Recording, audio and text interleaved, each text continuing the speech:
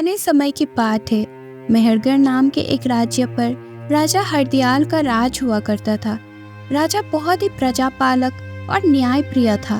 राजा के दरबार में कई मंत्री थे, जिनमें से उनका युवा मंत्री अमरसेन बहुत ही बुद्धिमान था। मंत्री अमरसेन राजा के राजकाज के कार्य में भी अपनी सलाह दिया करता था।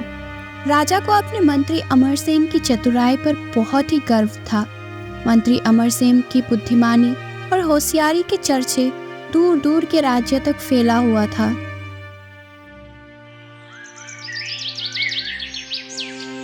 एक बार की बात है, मेहरगढ़ के पड़ोसी राज्य के राजा जयसिंह राजा हरदयाल से मिलने के लिए आते हैं। दोनों ही राज्यों में बहुत ही महत्वपूर्ण संबंध थे।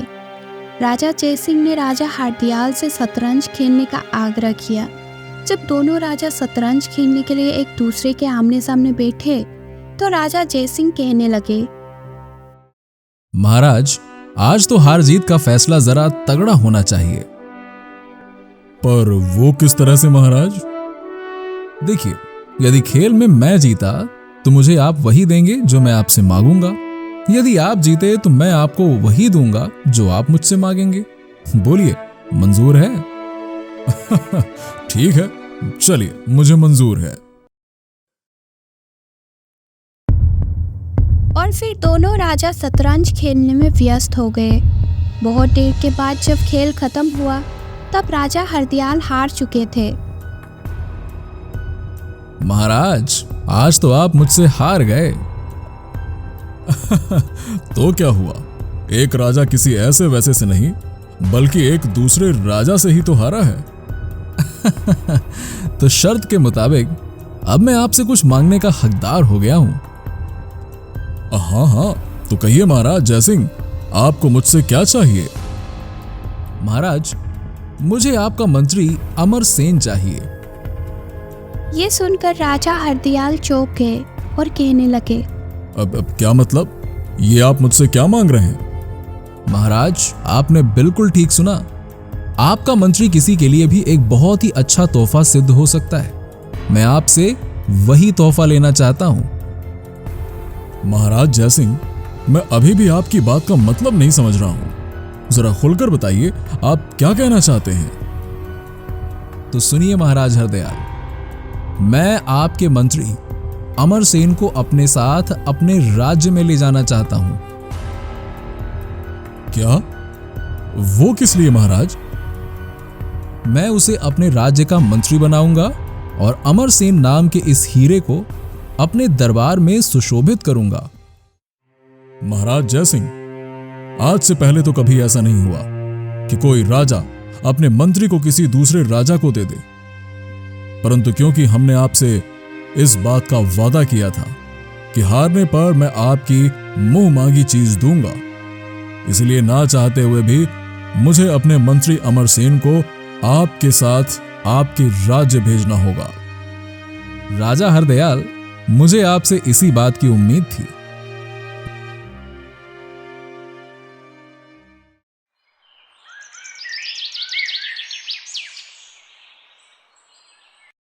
और अगली सुबह महाराज हरदयाल ने अपनी मंत्री अमरसेन को अपने पास बुलाया और कहने लगा, मंत्री अमरसेन, तुम्हें राजा जयसिंह के साथ उनके राज्य जाना होगा। वो किस लिए महाराज? तब महाराज हरदयाल ने अपने मंत्री अमरसेन को सारी बात विस्तार से बताई। सारी बात जानने के बाद मंत्री अमरसेन कहने लगा, लेकिन महाराज, मैं मेहरगढ़ छोड़कर नहीं जा सकता। मैं मेहरगढ़ की मिट्टी में पैदा हुआ और पला बड़ा हूँ। इसकी सेवा करने के बदले में किसी दूसरे राज्य की सेवा में अपना जीवन कैसे गुजार सकता हूँ? मंत्री अमरसेन, हमारी इज्जत बचाने के लिए तुम्हें ऐसा करना पड़ेगा। महाराज, आप तो जानते ही हैं कि अंतरा नाम की मेरी एक छोटी युवा बहन है। उसका मेरे सिवा इस दुनिया में और कोई नहीं है। मैं उसे यहाँ अकेली छोड़कर वाला कैसे कहीं जा सकता हूँ? अमरसेन, तुम अपनी बहन अंतरा को भी अपने साथ ले जा सकते हो। नहीं महाराज, एक परदेसी राज्य में मैं अपनी युवा बहन को कैसे ले जा सकता हूँ? कहीं बाहर जाना तो दूर, वह आज तक अपने महल से भी बाहर नहीं गई है। मंत्री अमरसेन, तो क्या मुझे महाराज जयसिंह के सामने झूठा सिद्ध होना पड़ेगा? नहीं महाराज, चाहे मेरी जान ही क्यों ना चली जाए, मैं आपको किसी दूसरे के सामने नीचा नहीं दिखने दूंगा। तो क्या तुम महाराज जयसिंह के साथ उनके राज्य जयगढ़ जाओगे? हाँ महाराज, मैं जरूर जाऊंगा और मैंने यही फैसला लिया है। ओ अमरसेन, हम तुम्हारे बहुत बहुत शुक्रगुजार हैं। महाराज हरदयाल के पास से जब मंत्री अमरसेन अपने महल में पहुंचा तो उसकी बहन अंतरा बोली,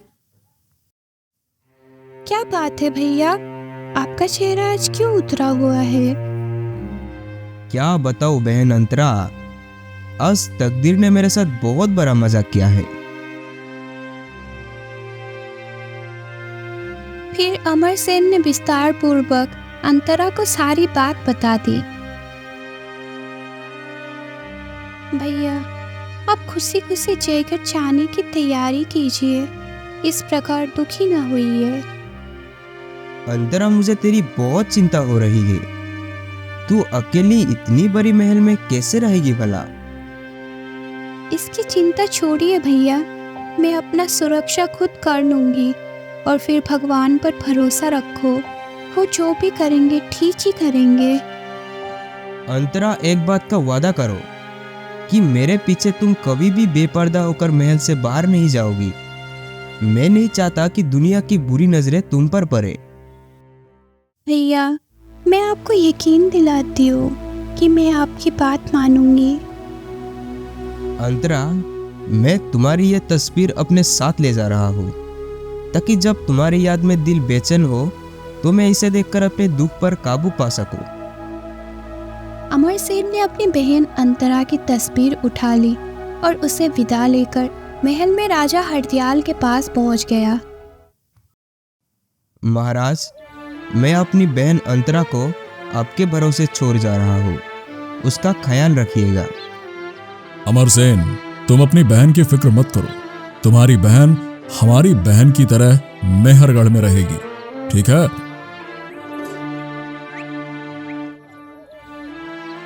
फिर राजा जयसिंह के साथ अमरसेन मेहरगढ़ से रवाना हो गया।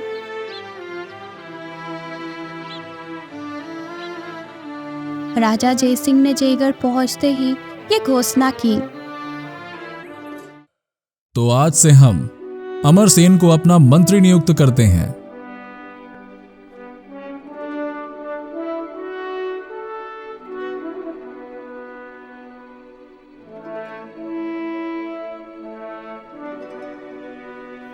महाराज को ये क्या सूझी? किसी दूसरे राज्य के मंत्री को अपने राज्य का मंत्री बना दिया, ये ठीक नहीं हुआ। जयगढ़ राज्य के अन्य ऊंचे अहदेदार अमरसेन की बढ़ती साख को देखकर उसके विरुद्ध गुप्त मंत्रणा करने लगे। पहले तो महाराज हम सबसे सलाह लेकर ही कोई काम करते थे, पर अब तो हमें एक और दरकिनारा करके हर बात में अमरसेन से ही सलाह लेनी शुरू कर दी है। यह हमारा सरासर अपमान है। कैसे अमरसेन को महाराज के सम्मुख नीचा दिखाया जाए? अमरसेन को नीचा दिखाने के लिए हमें छिपकर उसकी गतिविधियों पर नजर रखनी होगी। अपनी दिनचर्या में वो कोई ना कोई ऐसा काम करता ही होगा जिसके द्वारा वह हमारे जाल में फंस सके। अब अमरसेन पर नजर रखने की जिम्मेदारी बुद्धदेव को सौंपी गई। बुद्धदेव उसी समय मंत्री अमरसेन के महल की ओर चल पड़ा।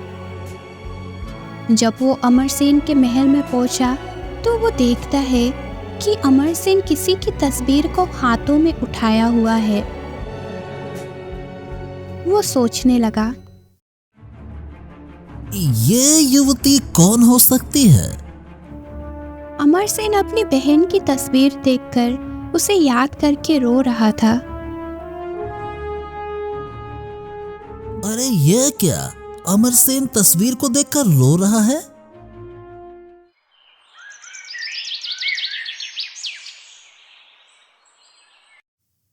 बुद्धदेव कई दिन तक अमरसेन पर नजर रखने के बाद सोचने लगा। अमरसेन हर रात इस तस्वीर को देखकर रोता है और सीने से लगाता है। अमरसेन के इस काम के द्वारा ही इसे आसानी से अपने जाल में फंसाया जा सकता है।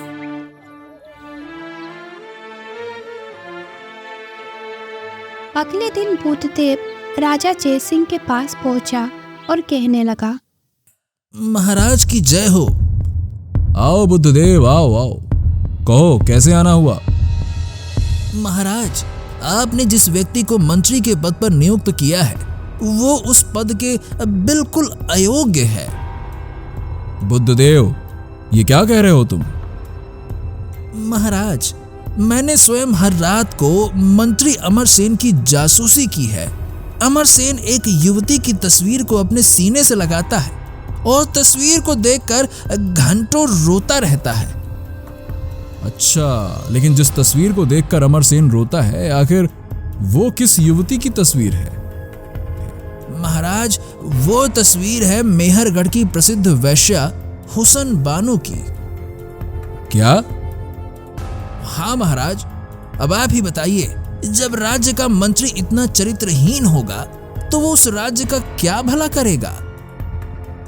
हमें तो अमरसेन ने कभी इस विषय में नहीं बताया। महाराज, उसने नहीं बताया तो आप आज ही उससे इस विषय में पूछताछ कीजिए।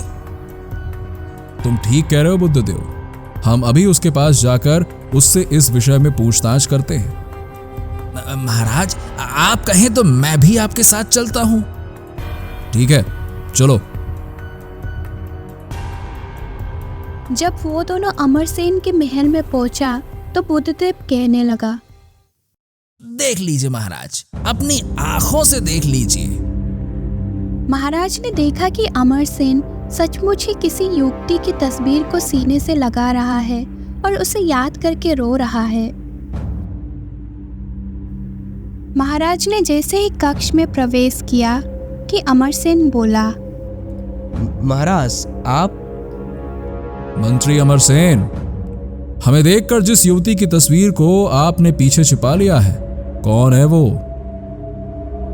महाराज, ये मेरी इकलौती छोटी बहन अंतरा की तस्वीर है। मैं इसे मेहरगढ़ में अकेला ही छोड़ आया हूँ।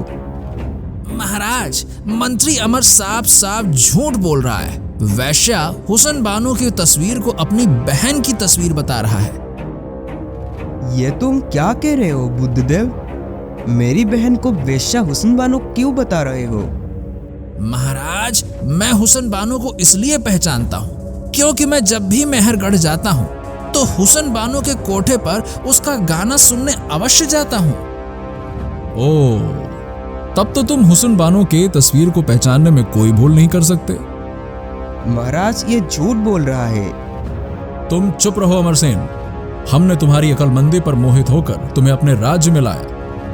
ऐसा करके लगता है हमने बहुत बड़ी भूल की थी। तुम्हें महलों में नहीं बल्कि जेल की सलाखों के पीछे होना चाहिए। महाराज, आप मेरी बात तो सुनिए। ये तस्वीर वास्तव में ही मेरी बहन अंतरा की है। अमरसेन, बहुत हो चुका। अब बहन जैसे पवित्र रिश्ते को बदनाम ना करो। फिर महाराज ने अमरसेन को कारागार में डालने का आदेश दे दिया।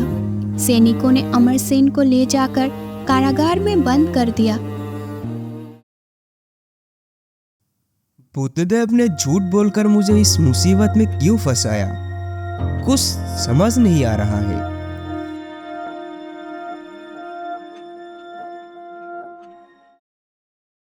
इधर महाराज जयसिंह अंतरा की तस्वीर को अपने साथ महल में ले आया और बुद्धदेव से कहने लगा, बुद्धदेव, तुम हुस्न बानो को जानते हो और उससे पहले भी मिल चुके हो, इसलिए तुम इसी समय मेहरगढ़ के लिए रवाना हो जाओ। वो किस लिए महाराज?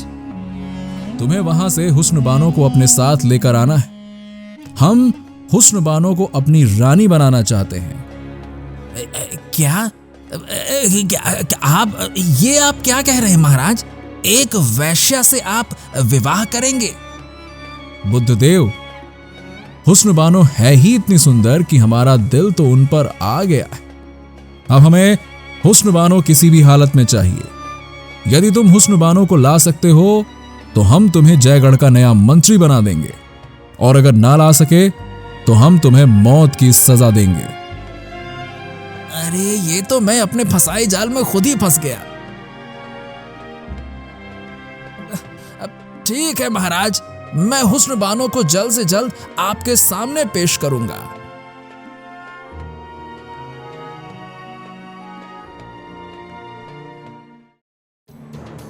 इधर जेल का उच्च अधिकारी लेखपाल कहने लगा, मंत्री अमरसेन जी, महाराज को ये क्या सूझी कि आप जैसे हुनर आदमी को उन्होंने जेल में डलवा दिया? लेखपाल जी, जो हुआ सो हुआ।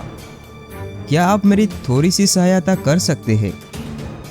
आपकी सहायता करके मुझे खुशी होगी। लेखपाल जी, आप मेरा ये पत्र मेहरगढ़ में रहने वाली मेरी बहन अंतरा तक पहुंचा देंगे? अमरसेन जी, मेरा एक मित्र व्यापार के सिलसिले में मेहरगढ़ रवाना होने वाला है। मैं आपका ये पत्र उसे दे देता हूँ, वह इसे आपकी बहन तक पहुंचा देगा।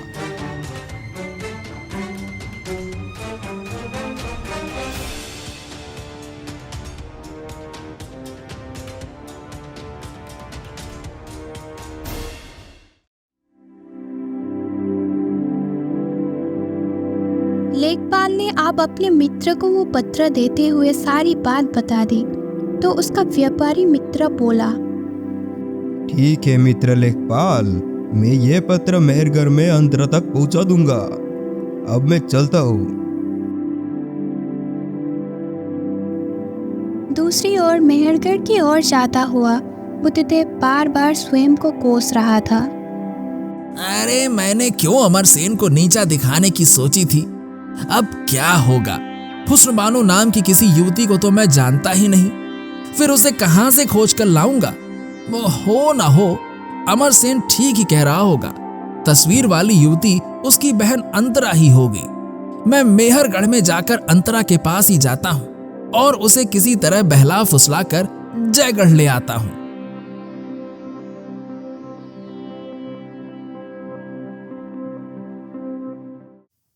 उधर छोटा रास्ता से मेहरगढ़ पहुंचकर व्यापारी ने अंतरा को अमरसेन का पत्र दे दिया। अंतरा ने पत्र खोलकर पढ़ना प्रारंभ किया। बहन अंतरा, यहाँ के सीपी सलार बुद्धदेव ने षड्यंत्र रचकर मुझे जेल में डलवा दिया है। एक दिन जब मैं तुम्हारी तस्वीर को देखकर आंसू बहा रहा था, तभी महाराज जयसिंह ने मुझे देख लिया। तब राजा जयसिंह के साथ आए हुए सीपी सलार बुद्धदेव ने कहा कि मेरे हाथ में मेहरगढ़ की वेश्या हुस्नबानो की तस्वीर है। जबकि मैंने महाराज को सच्चाई बताई, परंतु महाराज ने मेरी बात पर यकीन नहीं किया और उन्होंने मुझे कारागार में डलवा दिया। लगता है अब मैं इस कारागार से बाहर नहीं आ पाऊंगा। तुम्हारा बदनसीब भाई अमरसेन। नहीं भैया, मैं आपको निराश नहीं होने दूंगी। मैं आपको कारागार से बाहर निकलवा कर ही रहूंगी। फिर वो दास दासियों को आवश्यक निर्देश देकर अपने घोड़े पर सवार होकर जयगढ़ की ओर चल पड़ी। उसके महल से निकलते ही बुद्धदेव वहां आ पहुंचा और पूछने लगा, यहाँ के भूतपूर्व मंत्री अमरसेन की बहन अंतरा क्या यहीं रहती है? हाँ, रहती तो यही है, पर एक तो माँ के लिए वो राज्य से कहीं बाहर चली गई है। बुद्धदेव लंबा सफर तय करके बिना कहीं रुके जयगढ़ महाराज के पास पहुंचा और बोला, महाराज, मुझे दुख है कि हुस्नबानो को मैं यहाँ नहीं ला सका। बुद्धदेव, तुम हुस्नबानो को क्यों नहीं ला सके? क्योंकि महाराज, वो 1 माह पूर्व ही भगवान को प्यारी हो चुकी है।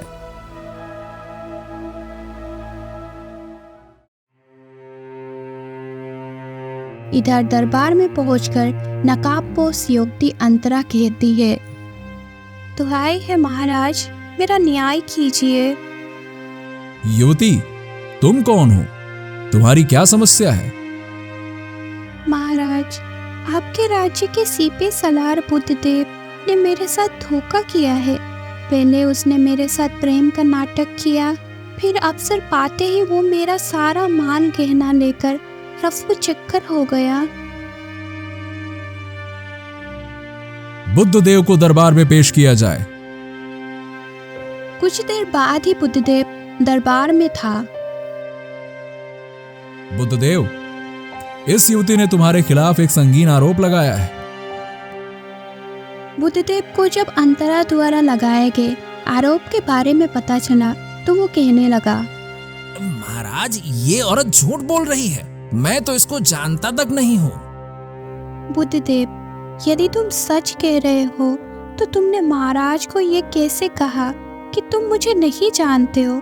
याद करो, तुमने महाराज को कभी मेहरगढ़ की वेश्या हुस्न बानो के बारे में बताया था। मैं वही हुस्न बानो हूँ। ऐसा कहते ही अंतरा ने चेहरे पर से पर्दा हटा दिया।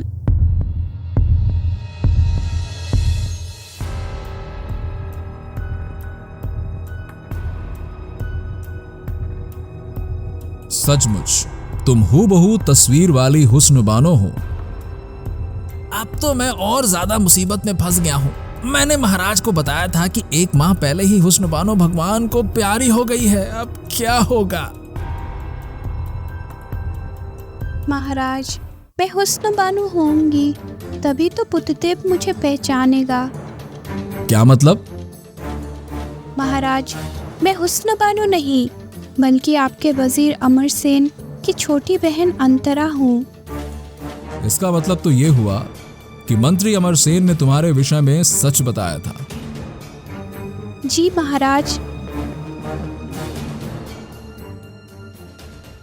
बुद्धदेव, तुमने हमारे साथ झूठ का यह नाटक क्यों खेला?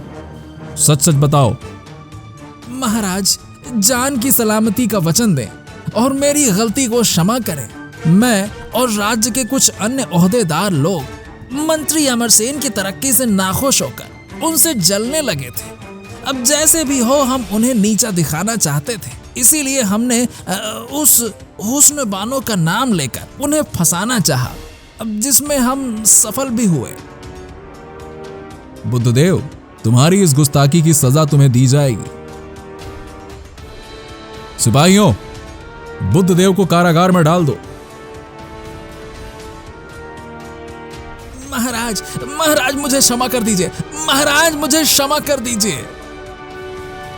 फिर बुद्धदेव को कारागार में डाल दिया गया। तत्पश्चात महाराज ने मंत्री अमरसेन को दरबार में पेश करने का आदेश दिया।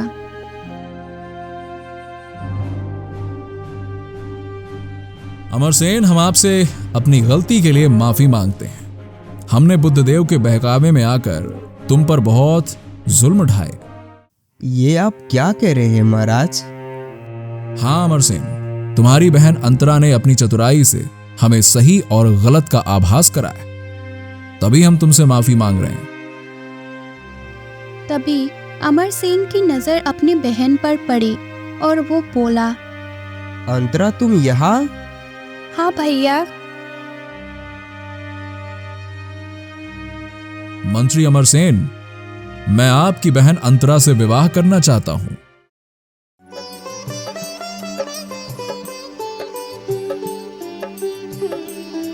महाराज, मुझे यह रिश्ता मंजूर है।